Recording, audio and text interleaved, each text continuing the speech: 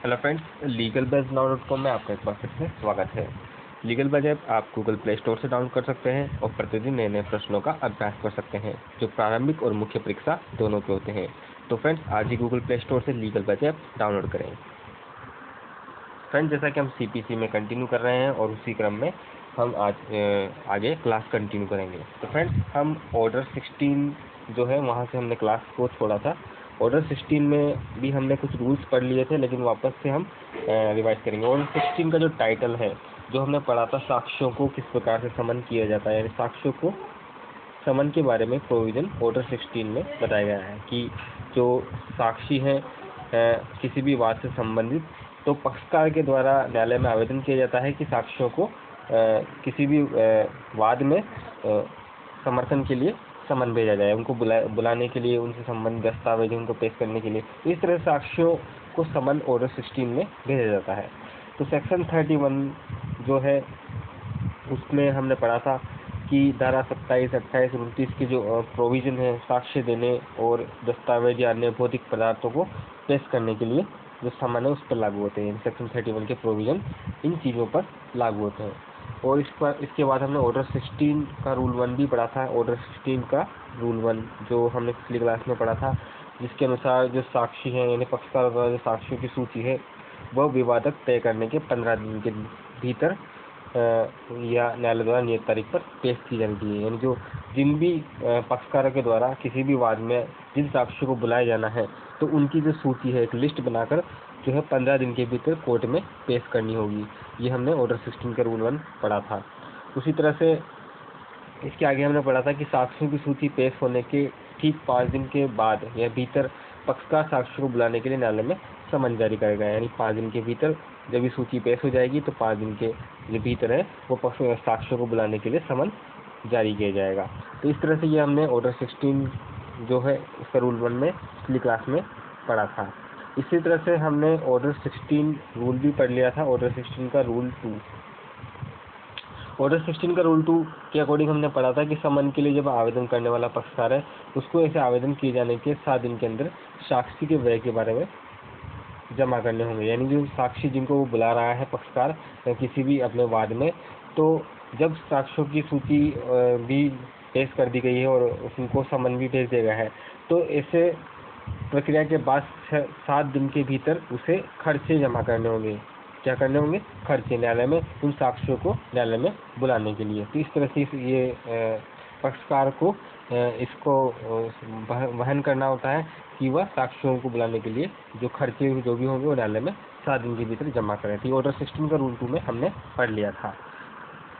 इसी तरह हमने ऑर्डर 16 का रूल 4 जो इम्पोर्टेंट था उसमें हमने पढ़ा था कि जब राशि जो जमा करा दी गई है, मान लीजिए पक्षकार है उसके द्वारा राशि जमा कर दी गई लेकिन वो अपर्याप्त है, यानी साक्ष्यों को बुलाने के लिए क्या थी? अपर्याप्त। यानी जो राशि जमा करवानी चाहिए थी पक्षकार को साक्षी को बुलाने के लिए वह अपर्याप्त है, पूर्ण रूप से सही नहीं है।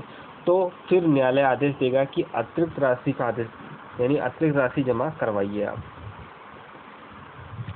पक्षकार को क्या कहेगा कि अतिरिक्त राशि आपको जमा करानी होगी, क्योंकि ये राशि जो है साक्ष्यों को यहाँ पर जो है बुलाने के लिए पर्याप्त नहीं है और उसके लिए अतिरिक्त से आदेश न्यायालय देगा। अब मान लीजिए जो पक्षकार है वो ऐसी राशि जमा कराने में जो आदेश दिया गया है उसमें भी व्यतिक्रम कर देता है, यानी जमा कराने में लेट करता है, व्यतिक्रम करता है, तो फिर न्यायालय है उसके पास एक ही ऑप्शन बचता है, ऐसी राशि समन करने वाले पक्षकार की चल संपत्ति में से कुर्क कर ली जाएगी। यानी चल जो संपत्ति है उसमें से क्या कर ली जाएगी?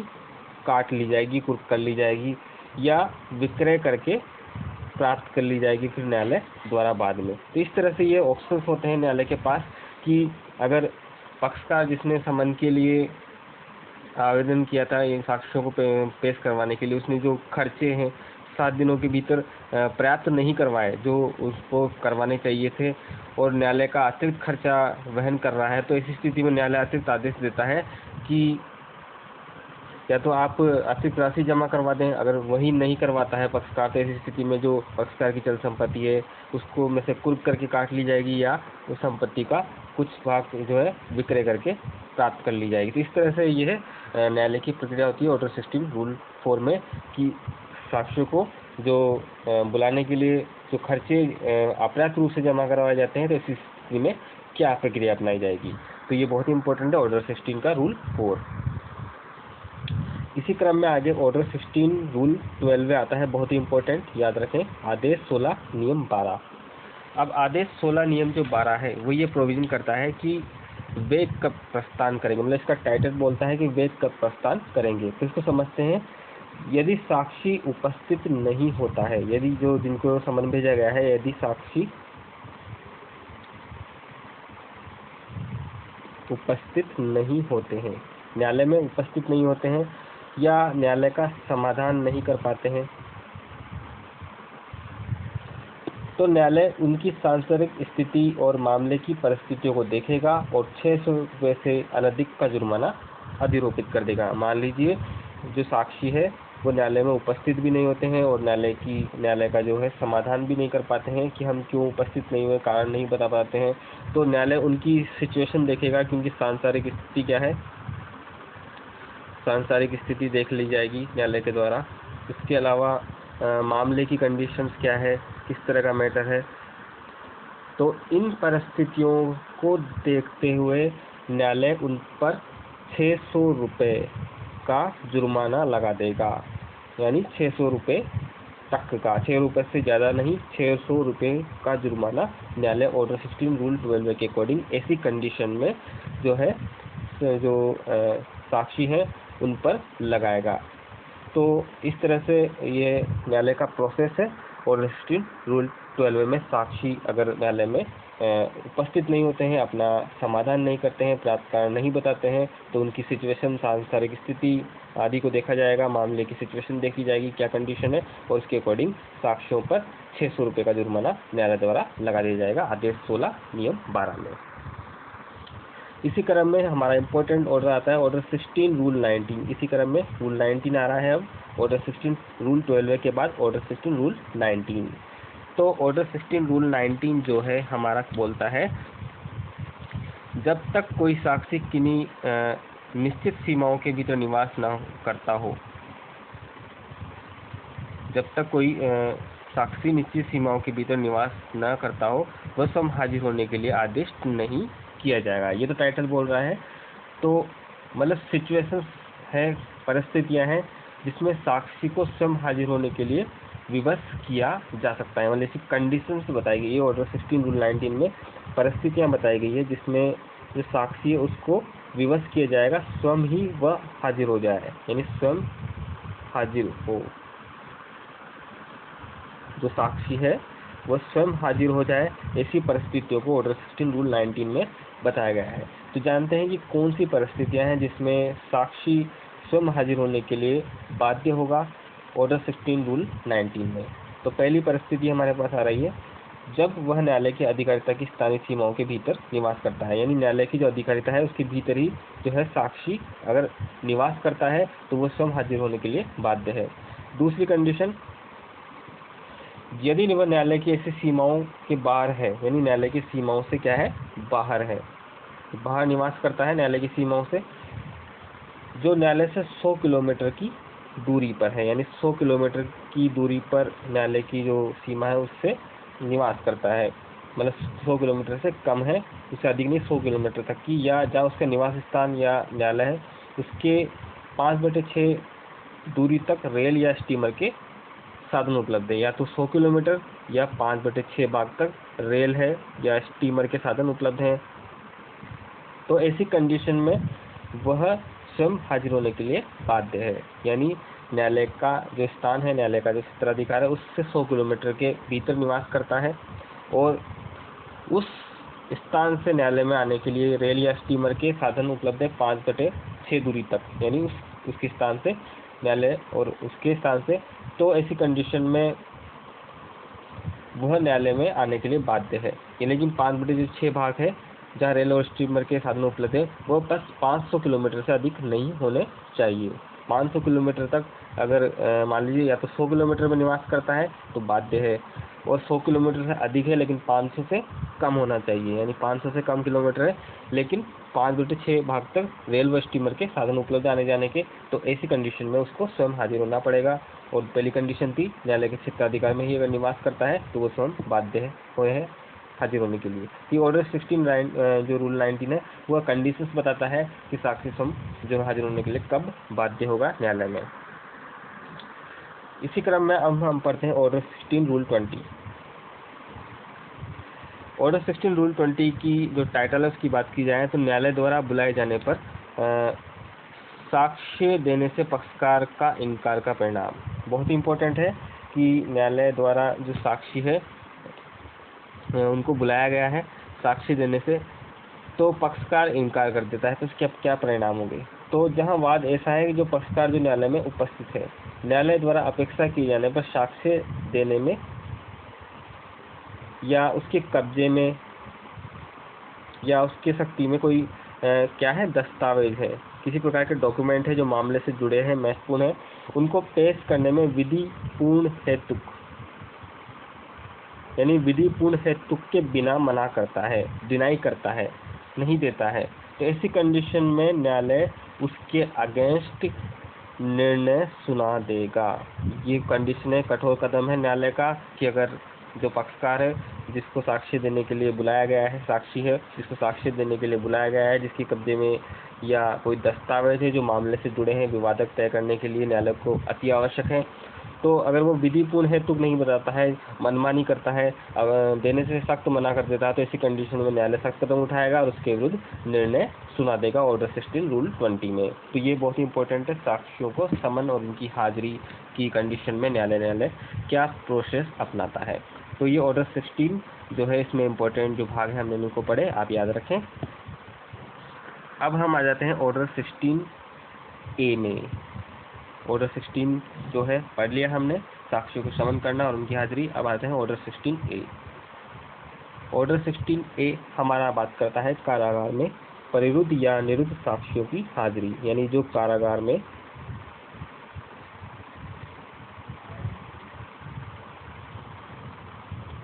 परिरुद्ध साक्षी होते हैं या निरुद्ध साक्षी होते हैं, उनकी यह बात करता है कि उनको किस प्रकार से समन भेजा जाएगा, किस प्रकार से उनकी हाजिरी की जाएगी। तो ये इन सभी का प्रोविजन ऑर्डर 16 रूल ए CPC का करता है। याद रखें, बहुत ही इंपॉर्टेंट ऑब्जेक्टिव में पूछा जाता है कि कारागार में परिरुद्ध या निरुद्ध साक्षियों की हाजिरी के संबंध में प्रोविजन और कहाँ पर है। तो ऑर्डर 16 रूल ए जो है ये दर्शाता है। तो सबसे पहले हम पढ़ेंगे ऑर्डर 16 का, ऑर्डर 16A का रूल 2 जो बहुत ही इम्पोर्टेंट है। हम केवल इम्पोर्टेंट चीज़ों को ही पढ़ रहे हैं जो एग्जाम में आने की संभावना बहुत ज़्यादा है। तो ऑर्डर 16A का रूल 2 जो है उसका टाइटल बोलता है साक्ष्य देने के लिए बंदियों को हाजिर करने की अपेक्षा करने की शक्ति। यानी जो साक्ष्य देने के लिए जो बंदी है, कारागार में बंद है, उनको हाजिर होने के लिए किस प्रकार से प्रक्रिया अपनाई जाएगी न्यायालय द्वारा। तो यदि न्यायालय की राय है कारागार में निरुद्ध या परिरुद्ध व्यक्ति साक्ष्य का तात्विक है, यानी जो कारागार में साक्षी निरुद्ध है तो उसका जो साक्ष्य है उसका साक्ष्य किसी मामले से जुड़ा है, बहुत महत्वपूर्ण है और उसको बुलाया जाना आवश्यक है, तात्विक है, तो वो कारागार का जो भारसाधक अधिकारी होगा, यानी कारागार का जो भारसाधक अधिकारी होता है उसको क्या करेगा, साक्ष्य देने हेतु न्यायालय के समक्ष उसको समन भेजेगा, आदेश देगा कि जो कारागार का भारसाधक अधिकारी है उसको आदेश देगा कि वैसे व्यक्ति को साक्ष्य देने हेतु न्यायालय में पेश करे। यानी डायरेक्टली भारसाधक अधिकारी को दिया जाएगा, डायरेक्टली उस व्यक्ति को कारागार में जो निरुद्ध है उसको नहीं, केवल भारसाधक अधिकारी है उसको आदेश दिया जाएगा और वो आदेश जो है वहाँ तक पहुँचाएगा और उसको उसका कर्तव्य होगा कि वह जो भी कारागार में बंद है साक्षी उसको न्यायालय के समक्ष पेश करे। तो ये कंडीशन ऑर्डर 16 रूल 2 में आती है। ऑर्डर 16A रूल 2 में ये कंडीशन बताई गई है। अब इसमें अलग कंडीशन आ गई है, यदि कारागार से न्यायालय की दूरी 25 किलोमीटर है, दूरी की बात आ गई है कि कारागार से न्यायालय की दूरी कितनी है, 25 किलोमीटर है, से अधिक है, ज़्यादा है, तो ऐसे आदेश तब तक नहीं दिया जाएगा जब तक कि न्यायालय का समाधान नहीं हो जाता कि कमीशन द्वारा ऐसे व्यक्ति की परीक्षा क्यों न कर ली जाए। यानी न्यायालय के पास एक अल्टरनेट ऑप्शन भी है कि मान लीजिए वो अधिक दूरी पर है तो फिर उससे न्यायालय जांच करेगा, उसमें थोड़ा विचार विमर्श करेगा, क्यों ना हम इसकी परीक्षा जो है साक्षी की कमीशन के द्वारा क्यों ना कर लें।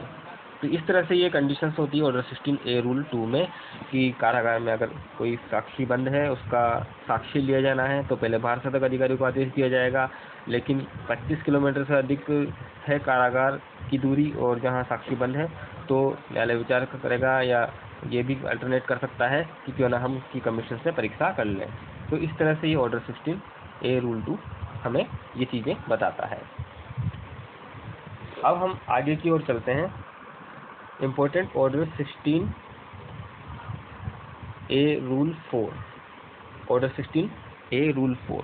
तो इसका टाइटल जो बोलता है नियम 2 के प्रवर्तन से कुछ व्यक्तियों को अपवर्जित करने की राज्य सरकार की शक्ति। अब यहाँ अपवर्जन की बात की गई है, राज्य सरकार की बात की गई है कि उनको किन व्यक्तियों को वह मुक्त कर सकती है, अपवर्जित करती है नियमों से।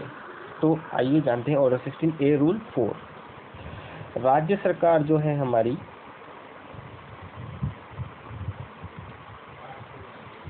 राज्य सरकार द्वारा अपराध के स्वरूप, लोक व्यवस्था में विघ्न की संभावना है, लोकहित आदि बातों को ध्यान में रखते हुए साधारण या विशेष आदेश से ये निर्देश देगी कि किसी व्यक्ति या उनके वर्ग को ऐसे कारागार से नहीं हटाया जाए। मान लीजिए राज्य सरकार समझती है कि लोक व्यवस्था में विघ्न आ सकता है कि अगर हम कारागार से किसी साक्षी को न्यायालय में बुलाएं तो लोक व्यवस्था में क्या आ सकता है, विघ्न आ सकता है, या किसी प्रकार का